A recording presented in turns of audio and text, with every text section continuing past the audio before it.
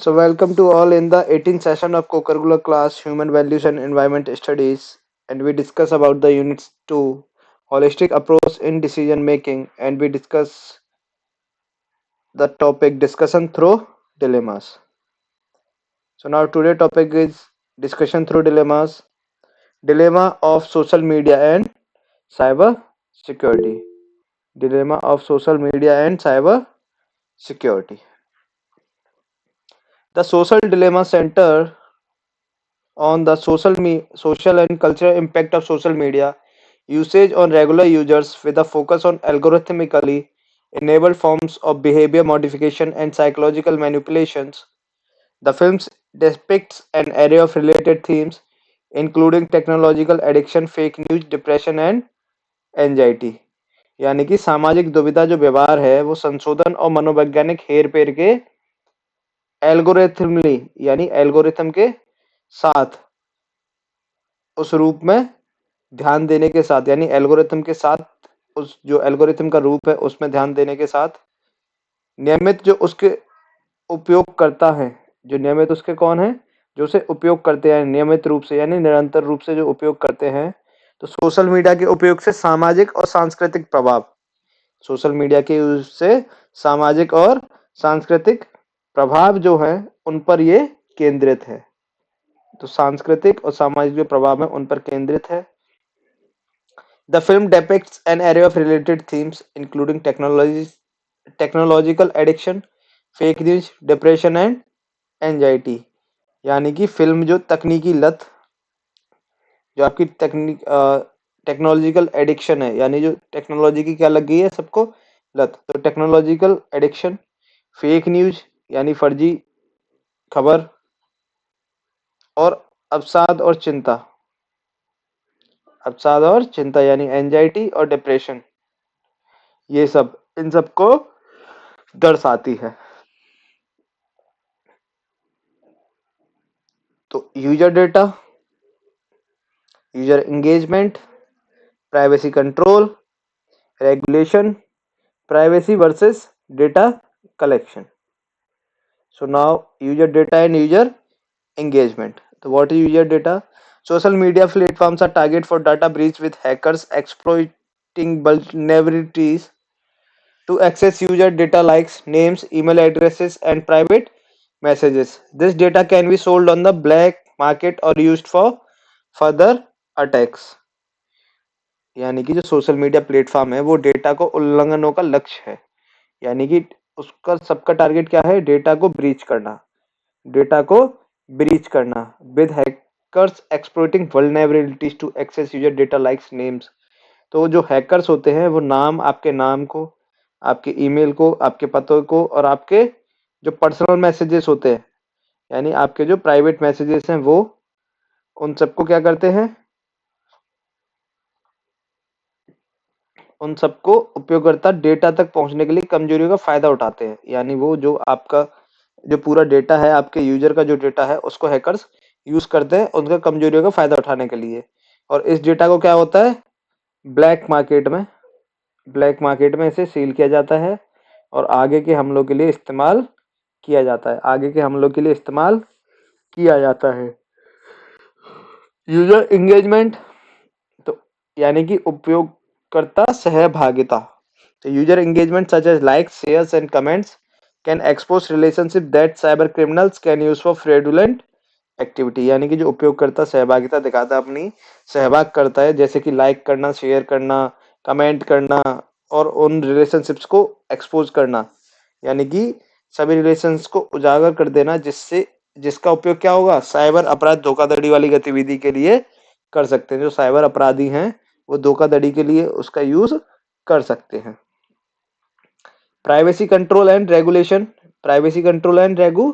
the data protection issues and loopholes in privacy controls can put user information at risk data protection issues and loopholes in privacy controls can put user information at risk and regulation can be slow to keep up with changing technologies and threats and can have unintended consequences like inhibiting innovation तो privacy control में क्या होगा, जो data का protection है, यानी जो data सुरक्षा जो इश्यूज हैं, जो मुद्दे हैं और उनकी लूपहोल्स है, यानी कि उनमें जो खामियां हैं डेटा को बचाने की, डेटा को नियंत्रण करने की, उसकी जानकारी को खतरे में डाल सकती है। यानी कि जो लूपहोल्स है उससे आपका, यानी कि डेटा आपका जो है, जो यूजर का डेटा किस में, उस पे आ जाती है, रिस्क पे आ जाता है, यानी खतरे में आ सकता है। रेगुलेशंस यानी विनियमन। तो regulation can be slow to keep up with changing technologies and threats and can have unintended consequence like inhibiting innovation। यानी कि जो बदलती प्रौद्योगिकी, यानी जो टेक्नोलॉजी बार बार चेंज हो रही है और साथ में क्या खतरे तथा अनपेक्षित नवाचार, यानी जो नए नए इनोवेशंस हो रहे हैं और जो खतरे हैं, उससे क्या हो रहा है कि उनके साथ जो तालमेल बिठाने में विनिमय हो सकते हैं, यानी रेगुलेशन नहीं आ पा रही, उनके साथ तालमेल नहीं बिठाया जा पा रहा, जिससे परिणाम अवरोधक हो सकते हैं और धीमे भी हो सकते हैं, जिसके परिणाम धीमे भी हो सकते हैं और अवरोधक भी हो सकते हैं। यानी नई नई टेक्नोलॉजी के साथ हम क्या कर रहे हैं, तालमेल नहीं बिठा पा रहे हैं। Next, privacy versus data collection. तो privacy versus data collection, different stakeholders have conflicting interest in the balance between privacy and data collection. Some ways to stay cyber secure on social media include activating two-factor authentication। तो different जो stake holders हैं, जो गोपनीयता बनाम data संग्रह, यानी कि गोपनीयता और डेटा संग्रह के बीच संतुलन में विभिन्न हितधारकों के परस्पर विरोधी हित हैं। यानी कि इनमें जो अलग अलग स्टेक होल्डर्स हैं, अलग अलग स्टेक होल्डर्स हैं जिन्होंने स्टेक ले रखे हैं, उन सबके अलग अलग मत हैं और उन सबके कैसे अलग अलग मत है प्राइवेसी में और डेटा कलेक्शन को लेके। Some ways to stay cyber secure on social media include activating two factor authentication. यानी कि कुछ तरीके जिसमें शामिल है, जिसमें एक्टिवेट कर सकते हैं आप टू फैक्टर ऑथेंटिकेशन को इस चीज से बचाने के लिए। Okay, now dilemma on organic food. Dilemma on organic food, organic food क्या होते हैं? Organic food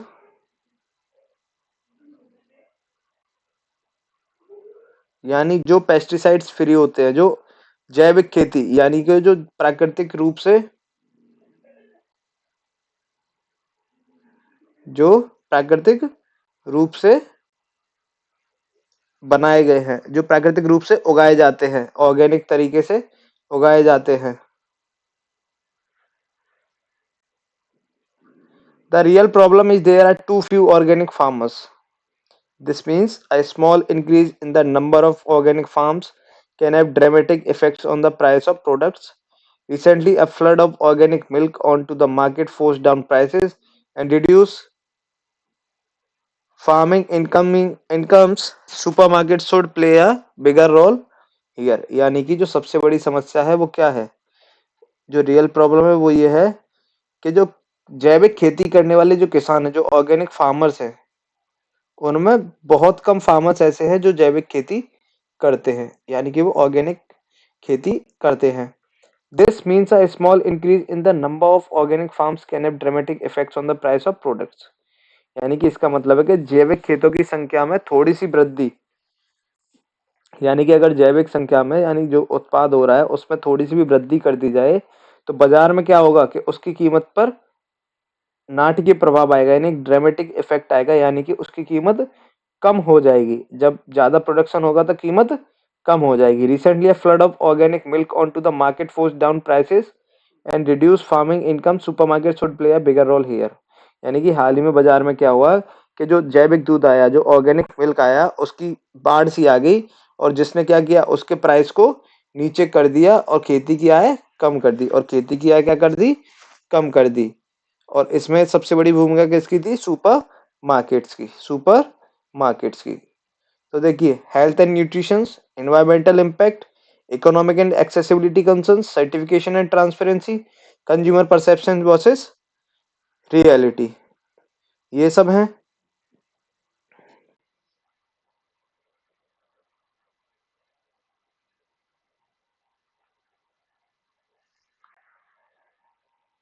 health and nutrition, health and nutrition,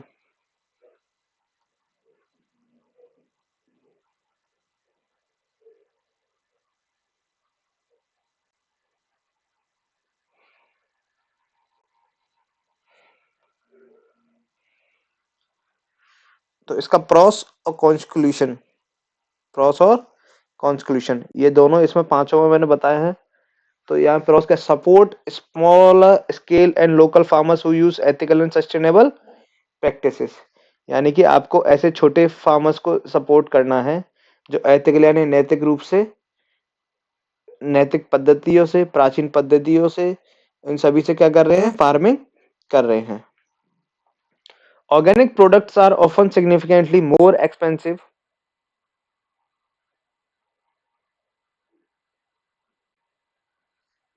Organic products are often significantly more expensive, making them inaccessible to many consumers.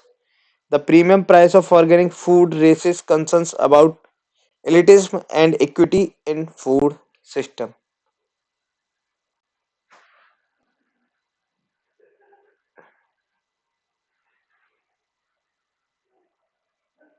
यानी कि जो organic products हैं वो सब क्या है, ऑर्गेनिक प्रोडक्ट्स अधिकतर महंगे होते हैं। यानी कि जो ऑर्गेनिक प्रोडक्ट्स क्या है, अधिकतर महंगे होते हैं। जितने भी ऑर्गेनिक प्रोडक्ट्स हैं वो सब क्या होते हैं, महंगे होते हैं। Making them inaccessible to many consumer, जिससे क्या होता है कि ये बहुत सारे उपभोक्ता जितने भी कंज्यूमर हैं उनकी पहुंच से बाहर हो जाते हैं, उससे क्या हो जाता है, बाहर हो जाता है। The premium price of organic food raises concerns about elitism and equity in food system, यानी कि जो जैविक भोजन की प्रीमियम कीमत है वो खाद्य प्रणालियों में अभिजात्यवाद और समानता के बारे में चिंता पैदा करती है। यानी एलिटिज्म और इक्विटी के बारे में क्या करती है, चिंता पैदा करती है। तो ये इसके दोष थे। दोष, एनवायरमेंटल इम्पैक्ट, प्रोस क्या है इसका, organic farming promotes soil health, biodiversity and water conservation. Organic farming promotes soil health, biodiversity and water conservation. It avoids the use of synthetic chemicals which can harm ecosystems. It avoids the use of synthetic chemicals which can harm ecosystem. यानी जो जैविक खेती है वो मृदा स्वास्थ्य, जैव विविधता और जल संरक्षण को बढ़ावा देती है। एक तो सॉइल हेल्थ को, एक बायोडिवर्सिटी को, वाटर कंजर्वेशन को, इन सबको प्रमोट करती है। It avoids the use of synthetic chemicals which can harm ecosystem, यानी कि ये ऐसे रसायनों का उपयोग से बचाता है जो पारिस्थितिकी तंत्र को, जो इकोसिस्टम है उसको नुकसान पहुंचाते हैं, यानी उसके नुकसान से बचाता है।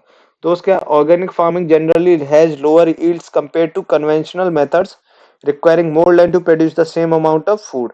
Transportation of organic products over long distance due to limited local availability increase the carbon footprint. यानी कि जो जैविक खेती में आमतौर पर पारंपरिक तरीकों की तुलना में कम पैदावार होती है। जैविक खेती में क्या होता है, जो आम उत्पाद होता है उससे कम उत्पादन होता है, उससे कम पैदावार होती है, जिससे समान मात्रा में भोजन पैदा करने के लिए अधिक भूमि की आवश्यकता होगी। यानी जितना आपको चाहिए उतना आपको पैदा करना है तो उसके लिए आपको एक्स्ट्रा लैंड लगेगा। Transportation of organic products over long distance due to limited local availability increase the carbon footprint, यानी कि लंबी दूरी तक जैविक उत्पादों के परिवहन से कार्बन फुटप्रिंट बढ़ता है। यानी लंबी दूरी तक आपको अगर बार बार दूर दूर किसी दूर शहरों में भेजना है तो उससे आपका क्या कार्बन फुटप्रिंट बढ़ेगा, यानी कार्बन की मात्रा बढ़ जाती है। और ड्यू टू ये क्यों होगा, लिमिटेड लोकल अवेलेबिलिटी, यानी कि लोकल में आपको उपलब्धता के कारण, यानी जो आपके आसपास में है वहां पर उपलब्ध नहीं हो पा रहा। Economic and accessibility concerns, economic and accessibility concerns, तो support smaller scale and local farmers who use ethical and sustainable practices, यानी आपको क्या करना है, छोटे स्तर के और स्थानीय किसानों को समर्थन करना है जो नैतिक और टिकाऊ प्रथाओं का उपयोग करते हैं, जो नैतिक और टिकाऊ प्रथाओं का उपयोग करते हैं। कौन? Organic products are often significantly more expensive, making them inaccessible to many consumers. The premium price of organic food raises concerns about elitism and equity in food system. यानी कि जैविक उत्पादन अक्सर काफी महंगे होते हैं और वो कई, और जिससे कि उसकी अभिजातवाद और ये सब में क्या होता है, वही सेम चीज है जो वहां पे आई थी हेल्थ एंड न्यूट्रिशन में, certification and transparency. Certification and transparency, certified organic products give consumers confidence in the farming practices used. Certified organic products give consumers confidence in the farming practices used, यानी कि प्रमाणित जो है जैविक उत्पाद हैं उपभोक्ताओं को उपयोग की जाने वाली कृषि पद्धतियों में विश्वास दिलाते हैं, यानी जो सर्टिफाइड ऑर्गेनिक प्रोडक्ट्स हैं वो क्या देते हैं, कंज्यूमर को ये भरोसा देते हैं, कॉन्फिडेंस देते हैं कि ये कृषि पद्धतियों से उपजाई गई हैं, कृषि पद्धतियों से पैदावार की गई है। The certification process can be costly and bureaucratic, excluding small scale farmers.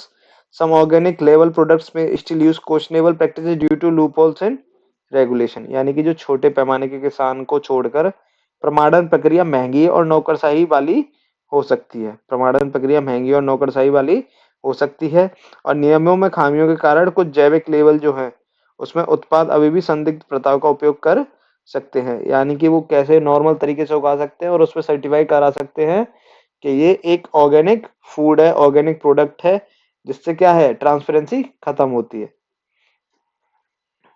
Consumer perception versus reality, consumer perception versus reality. Many consumers believe organic food aligns with their values of health and environmental stewardship, यानी कि जो कई उपभोक्ताओं का मानना है कि जो जैविक भोजन है उनके स्वास्थ्य और पर्यावरण प्रबंधन के मूल्यों के अनुरूप है, वो स्वास्थ्य और पर्यावरण प्रबंधन के मूल्यों के अनुरूप है। Marketing and greenwashing can mislead consumers into paying more for products that may not offer significant advantage. यानी विपणन और ग्रीन वॉशिंग उपभोक्ताओं को उन उत्पादों के लिए अधिक भुगतान करने के लिए गुमराह कर सकते हैं जो महत्वपूर्ण लाभ प्रदान नहीं कर सकते। यानी कि मार्केटिंग के लिए और जो ग्रीन वॉश हो रही है उनसे आपको क्या होगा, उपभोक्ता हैं उनके उत्पादों के लिए अधिक भुगतान करने के लिए गुमराह कर सकते हैं। मार्केटिंग से आप उसको अधिक उससे पैसा ले सकते हो। Dilemma on standardization. Dilemma on standardization. Dilemma on standardization. A second difficult, the standardization dilemma raises similar problems. This dilemma arises because, in the name of consistency and avoidance of arbitrariness, many analysts argue that assessment procedures and risk evaluation theories ought to be standardized. For example, one ought to use similar risk estimation models to evaluate substance and exposure levels that are relevantly similar. Yet when procedure models and theories of risk evaluation are standardized, the assessor is unable to take into account person's claims about special or unique needs, circumstance and merits. यानी कि जो सबसे difficult जो दूसरी कठिनाई ये है कि मानकीकरण, यानी जो स्टैंडर्डाइजेशन है, मानकीकरण की दुविधा है कि इसी तरह की समस्याओं को जन्म देती है। यह दुविधा इसलिए उत्पन्न होती है क्योंकि स्थिरता और मनमानी से बचने के नाम पर कई विश्लेषक तर्क देते हैं। यानी क्या होता है, स्थिरता और मनमानी से बचने के नाम पर कई विश्लेषक तर्क देते हैं कि मूल्यांकन प्रक्रिया और जोखिम मूल्यांकन सिद्धांतों का मानकीकृत किया जाना चाहिए। जो रिस्क इवैल्यूएशन है, जो जोखिम मूल्यांकन है, और ऐसे सिद्धांतों को मानकीकृत किया जाना चाहिए, यानी स्टैंडर्डाइज कर देनी चाहिए। फॉर एग्जाम्पल, यानी एग्जाम्पल के लिए, one ought to use similar risk estimation models to evaluate substances and exposure levels that are relevantly similar। यानी कि किसी को पदार्थों और जोखिम स्तरों का मूल्यांकन करने के लिए, यानी कि उदाहरण के लिए किसी को पदार्थों और जोखिम स्तरों का मूल्यांकन करने के लिए समान जोखिम अनुमान model, similar risk estimation model, समान जोखिम अनुमान मॉडल का उपयोग करना चाहिए जो प्रासंगिक रूप से समान है, यानी कि जो exposure level that are relevantly similar. Yet when procedures, model and theories of risk evaluation are standardized, the assessor is unable to take into account person's claims about special or unique needs, circumstances and merits।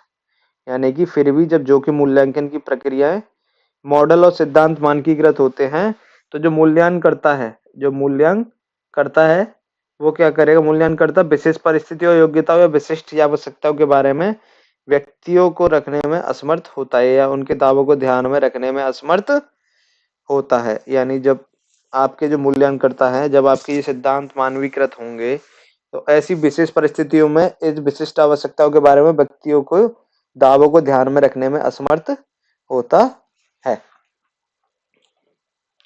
Standardisation generalisation dilemma. Standardisation generalisation dilemma. The challenge of reconciling standardization and generalization, for example, in testing procedures, more specific procedures limit the ability to generalize to more natural situations. However, standardized experiments can be useful in certain situations, such as when studying psychological mechanism or drug safety. यानी कि जो मानकीकरण है और सामान्यीकरण की दुविधा है, उसके बीच में सामंजस्य बिठाने की चुनौती है, यानी उन दोनों के बीच चैलेंज है रिकंसाइलिंग करना, यानी सामंजस्य बिठाना। तो जैसे उदाहरण के लिए जो परीक्षण प्रक्रियाएं हैं, यानी जो टेस्टिंग प्रोसीजर्स है, more specific procedure limit the ability to generalise to more natural situations, यानी कि अधिक विशिष्ट प्रक्रिया अधिक प्राकृतिक स्थितियों में सामान्यीकरण की क्षमता को सीमित करती हैं, यानी अधिक विशिष्ट प्रक्रियाएं अधिक प्राकृतिक स्थितियों में सामान्यीकरण की क्षमता को सीमित करती हैं।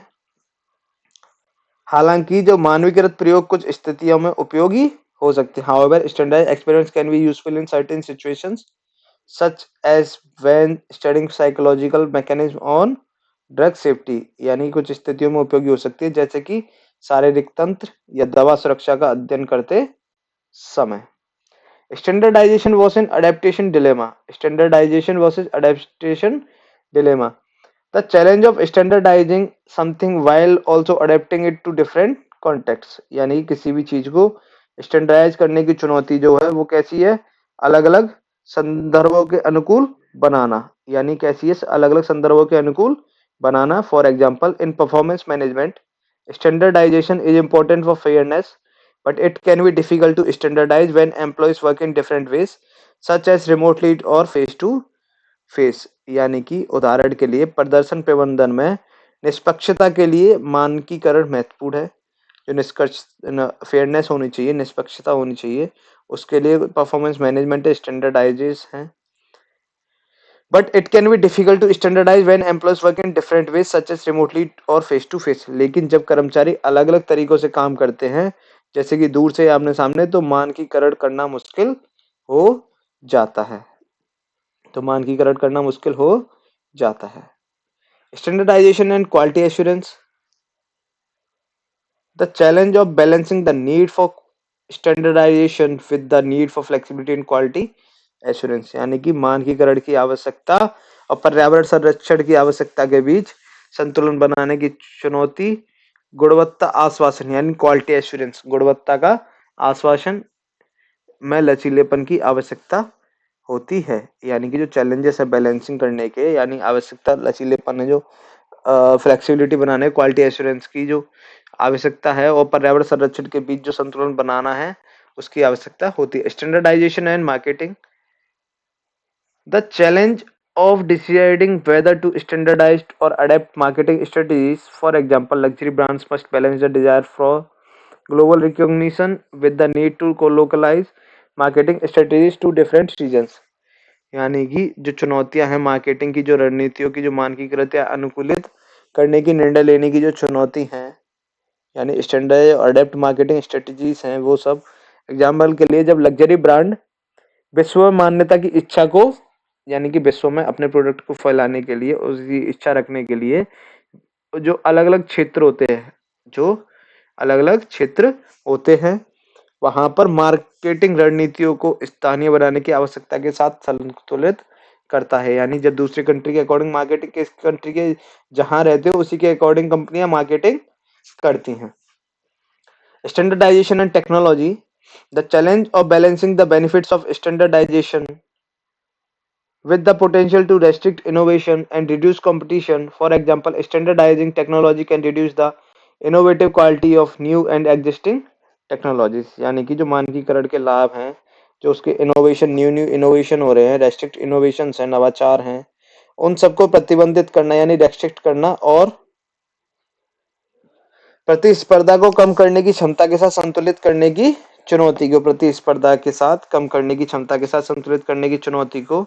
उदाहरण के लिए, जो प्रौद्योगिकी, जो टेक्नोलॉजी के मानवीकरण है, मानकीकरण है, जो स्टैंडर्डाइजिंग टेक्नोलॉजी है वो रिड्यूस करती है किसको, इनोवेटिव क्वालिटी ऑफ न्यू, यानी कि प्रौद्योगिकी की मानकीकरण की नई और मौजूदा प्रौद्योगिकियों की नवीन गुणवत्ता को कम कर सकता है, यानी कि वो नए जो अभी नए टेक्नोलॉजी बन रही है, जो पहले से टेक्नोलॉजीज हैं उनकी क्वालिटी को खराब कर सकता है और कम कर सकता है।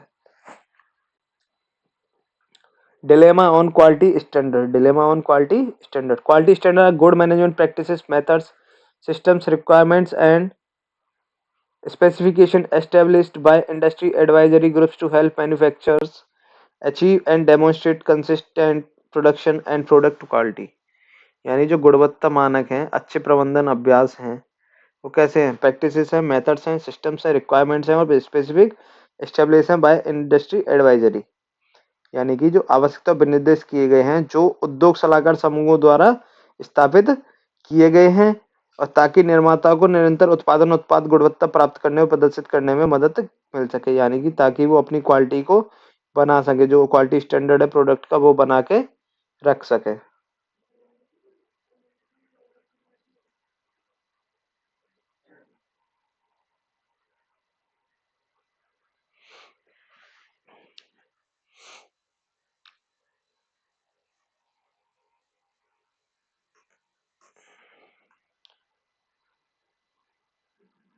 Compliance versus quality. Compliance versus quality.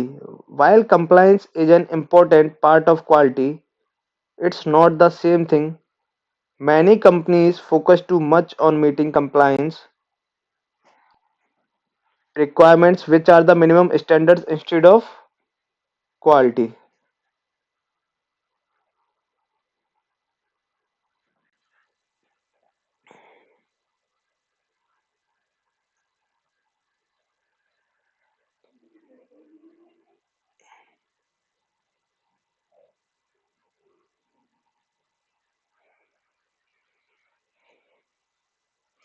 While compliance is an important part of quality, it's not the same thing। यानी कि compliance जो है वो quality का important part नहीं, important part है, और it's not the same thing। It's not the same thing। It's not the same thing। यानी जो आपकी जो अनुपालन गुणवत्ता है उसका एक महत्वपूर्ण हिस्सा है, यह एक ही बात नहीं है। जबकि बाइल कंप्लायंस है और जो आपका महत्वपूर्ण हिस्सा है, ऐसा ये एक बात नहीं है। Many companies focus too much on meeting compliance requirements which are the minimum standards instead of quality. जो कई कंपनियां हैं वो क्या करती है, गुणवत्ता के बजाय अनुपालन आवश्यकताओं को पूरा करने पर बहुत अधिक ध्यान केंद्रित करती हैं। जो अनुपालन आवश्यकता को पूरा करने पर बहुत अधिक ध्यान केंद्रित करती हैं, और जो क्या है, इंस्टेड ऑफ क्वालिटी, या मिनिमम स्टैंडर्ड्स हैं इंस्टेड ऑफ क्वालिटी, जो न्यूनतम मानक हैं उन पर, उनसे ज्यादा ध्यान केंद्रित करती हैं। Customer satisfaction. In a competitive market, if a product does not meet customer expectations, the customer may be dissatisfied and not make a repeat purchase. यानी कस्टमर सेटिस्फेक्शन, यानी जो ग्राहक संतुष्टि है वो इन अ कॉम्पिटिटिव मार्केट, यानी कि जो प्रतिस्पर्धी बाजार है, if a product does not meet customer expectation, the customer may be dissatisfied and not make a repeat purchase. यानी कि अगर आपके प्रोडक्ट की एक्सपेक्टेशन कस्टमर के एक्सपेक्टेशन से मैच नहीं करती हैं, यानी कि कोई भी उत्पाद ग्राहक की अपेक्षाओं पे खरा नहीं उतरता है, तो ग्राहक असंतुष्ट हो सकता है और दोबारा खरीदारी नहीं करेगा। ग्राहक असंतुष्ट हो सकता है और दोबारा खरीदारी नहीं करेगा।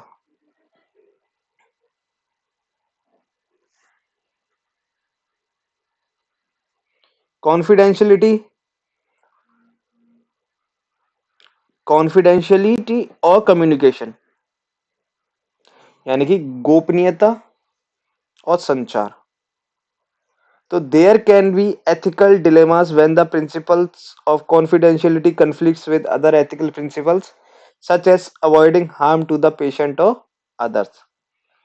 यानी कि जब गोपनीयता का सिद्धांत अन्य नैतिक सिद्धांतों जैसे कि रोगी या अन्य को नुकसान से बचाना, रोगी या अन्य को नुकसान से बचाना टकराव में आता है, यानी confidence complete principle such as avoiding harm to patient और अदर, यानी कि टकराव से बचाना अदर एथिकल प्रिंसिपल्स को, और जो नैतिक दुविधा है उससे उत्पन्न हो सकती हैं। यानी कि जब जो गोपनीयता के सिद्धांत है, जो अन्य नैतिक सिद्धांत है जैसे कि रोगी या अन्य को नुकसान से बचाना। और टकराव में आता है, के साथ टकराव में आता है सच एज अवॉइडिंग हार्म।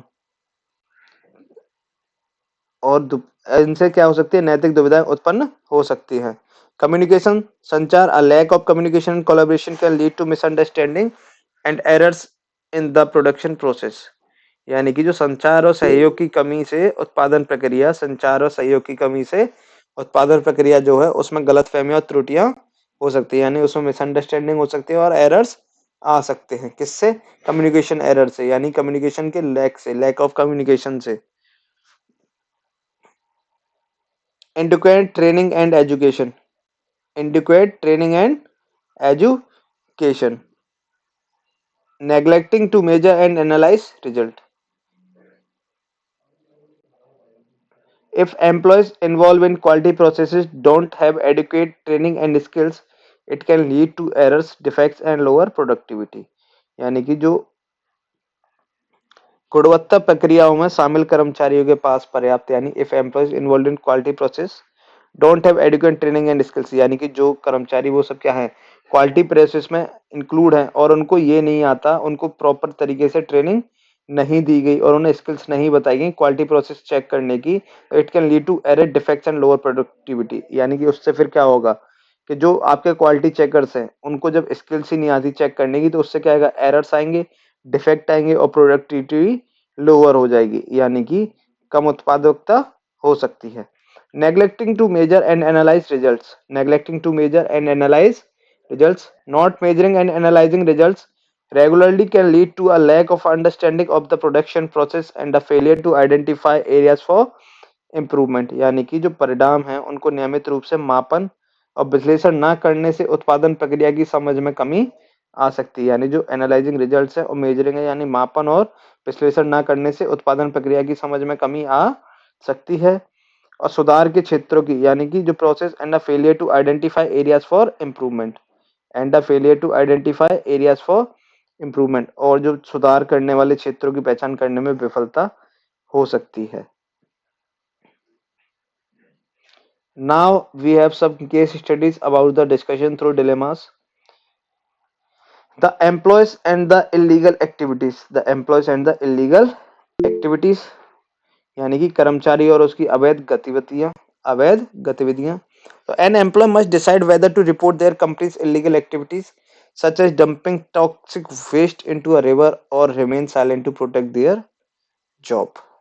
यानी कि एक कर्मचारी को यह निर्णय लेना होगा क्या वह अपनी कंपनी की अवैध गतिविधियों जैसे नदी में जहरीला कचरा डालना की रिपोर्ट करेगा या अपनी नौकरी बचाने के लिए चुप रहेगा। ये डिलेमा से जो दुविधाएं हैं, यानी कि कर्मचारी को निर्णय लेना होगा कि वो अपनी कंपनी की जो अवैध गतिविधियां हैं, जो गलत काम है जैसे कि नदी में जहरीला कचरा डालना, उसकी रिपोर्ट करेगा या अपनी नौकरी बचाने के लिए चुप रहेगा। The student and the cheating friend. The student and the cheating friend. A student must decide whether to uphold academic integrity or remain loyal to a friend who is cheating on an exam। यानी एक छात्र को यह निर्णय लेना होगा कि वह अपनी शैक्षणिक निष्ठा बनाए रखने के लिए या उस मित्र के प्रति वफादार रहे जो परीक्षा में नकल कर रहा है, या तो अपने दोस्त को पकड़वा दे या फिर उसके साथ रहे। यानी कि अपनी शैक्षणिक निष्ठा बनाए रखे या अपने उस दोस्त के लिए लॉयल रहे। The autonomous vehicle programmers. तो programmers of autonomous vehicles, autonomous vehicles वो व्हीकल्स होते हैं जो खुद से ड्राइव कर सकते हैं, यानी जो स्वचालित होते हैं, यानी जो खुद से चल सकते हैं। Programmers of autonomous vehicles must create algorithms for unavoidable accidents while balancing the safety of passenger and pedestrians. यानी कि स्वचालित वाहनों के प्रोग्रामर्स को यात्रियों और पैदल यात्रियों की सुरक्षा के बीच संतुलन बनाते हुए अपर्याप्त दुर्घटनाओं के लिए एल्गोरिथम बनाना होगा। यानी उन्हें एक ऐसी एल्गोरिथम बनानी होगी जो वहां पर पैदल चल रहे हैं और जो पैसेंजर हैं उनके लिए भी एक्सीडेंट के वक्त क्या हो, सुरक्षा रहे। The journalist and the terrorist footage. The journalist and the terrorist footage, यानी पत्रकार और आतंकवादी footage. A journalist must decide whether to report exclusive footage of a terrorist group committing an atrocity or consider the potential harm to public safety and social peace। यानी कि जो एक पत्रकार है उसको यह निर्णय लेना होगा कि वह किसी आतंकवादी समूह द्वारा दिए गए अत्याचार की एक्सक्लूसिव फुटेज की रिपोर्टिंग करेगा या फिर सार्वजनिक सुरक्षा और सामाजिक शांति को होने वाले संभावित नुकसान पर विचार करेगा। यानी अगर उसको किसी टेररिस्ट ने उसको फुटेज भेजी है और उसमें क्या है कि उसमें अत्याचार किया गया है, तो वो क्या उस फुटेज को चलाएगा या फिर पब्लिक में शांति बनाए रखने के लिए उसके बारे पे विचार करेगा। The defence attorney and the guilty client. The defence attorney and the guilty client यानी कि बचाव पक्ष के वकील और दोषी मुवक्किल। A defense attorney must decide whether to uphold client lawyer confidentiality or consider their moral responsibility to prevent future crimes। यानी कि जो बचाव पक्ष का वकील है उसको यह निर्णय लेना होगा कि क्या उन्हें मुवक्किल वकील की गोपनीयता बनाए रखनी है या भविष्य में होने वाले अपराधों को रोकने के लिए अपनी नैतिक जिम्मेदारी पर विचार करना है। The nursing staff and the patient suicide attempt. A nursing staff must decide whether to keep a patient suicide attempt a secret or tell other healthcare team members। यानी नर्सिंग स्टाफ को निर्णय लेना होगा कि मरीज की आत्महत्या के प्रयास को गुप्त रखा जाए या अन्य स्वास्थ्य देखभाल टीम के सदस्यों को बताया जाए। The trainee accountant and the reconciliation work. The trainee accountant and the reconciliation work. A trainee accountant must decide whether to complete complicated reconciliation work before going on study leave, even though that deadline seems unrealistic and they feel underqualified। यानी जो एक नया प्रशिक्षु लेखाकार है, accountant है, trainee accountant है, उसको यह निर्णय लेना होगा कि अध्ययन अवकाश पर जाने से पहले जो आपके जटिल समाधान कार्य को पूरा करना है या नहीं, भले ही समय सीमा अवास्तविक लगती हो और वे खुद को अयोग्य महसूस करते हों। The consultant and the charity's internal controls. The consultants and the charity internal controls. A consultant must decide whether to take action on their findings about unauthorized payments made by former trustees or leave it to the charity to address। यानी कि जो परामर्शदाता है, जो consultant है, जो परामर्श देगा, उसको यह निर्णय लेना होगा कि क्या पूर्व ट्रस्टियों द्वारा किए गए अनाधिकृत यानी अनऑथराइज्ड पेमेंट्स, जो जितने भी अनऑथराइज्ड पेमेंट्स हैं, अनाधिकृत भुगतान हैं, उसके बारे में अपने निष्कर्मों के आधार पर कार्रवाई करनी है या इसे चैरिटी में छोड़ देना है। So thank you guys for today session.